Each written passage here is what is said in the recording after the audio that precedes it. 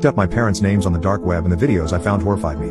My friend and I were giving each other the Turbo Megatron 3000 sloppy toppy when he first introduced me to the dark web. I was amazed at how such an unknown thing could house some of the most illegal things on earth. Up until today, I had only used it for learning how to code and commit small crimes, but after the horrifying videos I just found, I don't think I'll ever use the dark web again. I first met my best friend Gary when a little bit after I got into high school. My parents had moved us to a new town and I had no friends. It was lonely at first, but I got used to it. We moved because they were paranoid after many murders occurred in our town.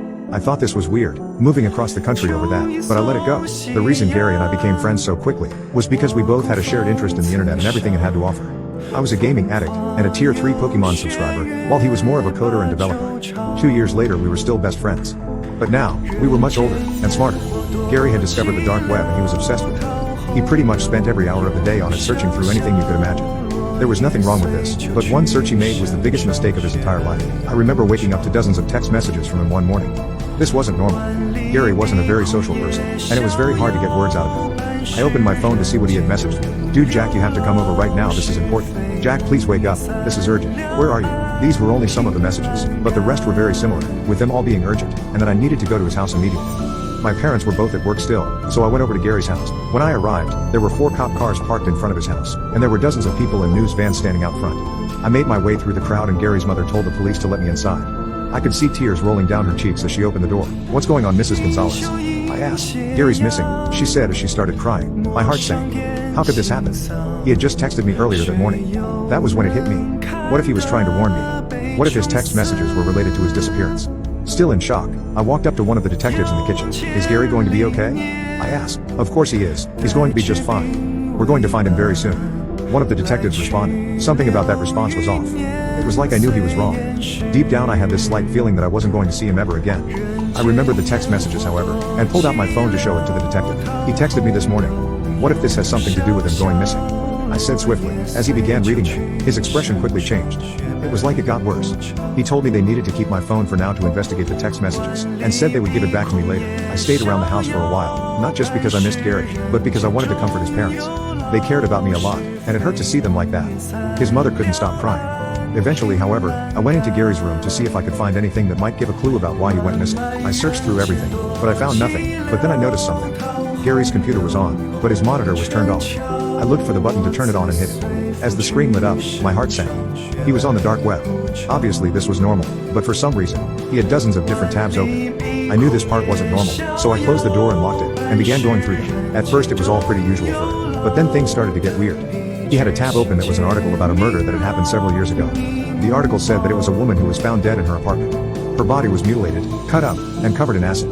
I nearly threw up reading it and seeing the horrifying pictures of the crime scene. Not wanting to see any of it anymore, I switched the tab, just to reveal another article about another murder.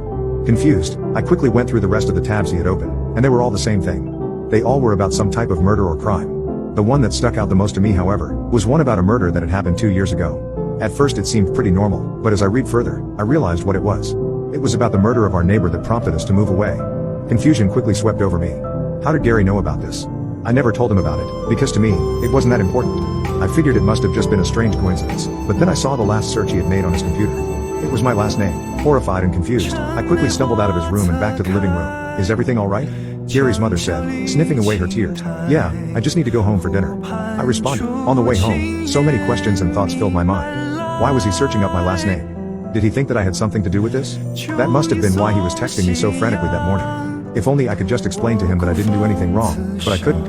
He was still missing, and I had to find out why. When I got home, I raced to my room and slammed the bedroom door shut and got on my computer.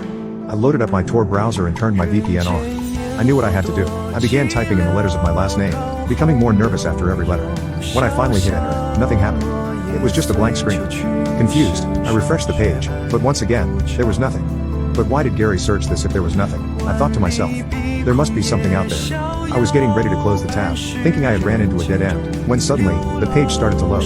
It took several minutes, but finally, it loaded to reveal hundreds of videos. Immediately, I knew what they were. They were murders, but why did they show up when you searched my last name? I considered just stopping right there and turning back, knowing the horrifying things I would see if I continued on, but I couldn't.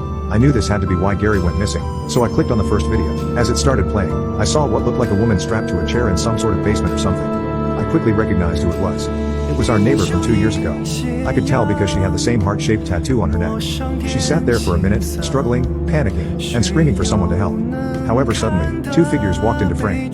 At first, I couldn't tell who they were, but as they turned around to face the camera, my heart sank. It was my parents. My father was holding a knife, while my mother was holding a small scalpel.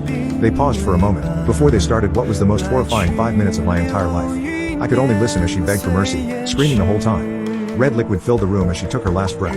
When the video ended, it quickly went to another, revealing the exact same room and chair I had seen before. I was traumatized by what I had already seen, and I knew I couldn't watch any more of it. My parents were murderers, and I now knew the real reason we moved away 2 years ago. I knew there was something off about that, but I just never could have imagined that this was the horrifying secret that they had been hiding from me. This whole time I thought Gary was trying to accuse me of being responsible for these murders, but I was so wrong. He was trying to warn me. I scanned through more of the videos, each in the exact same room. I was just about finished, ready to go to the police so that I could tell them about what I had just seen when I noticed something. There was a new video uploaded today on the website. I quickly clicked on it and pressed play to reveal what looked like a man this time, strapped to the chair. He had a sack over his face, and I couldn't tell who it was. Once again, however, I saw my parents walk into the frame. My father walked up to the man and pulled the sack off his head. At first, I couldn't tell who it was, but then I realized who I was looking at. It was Gary.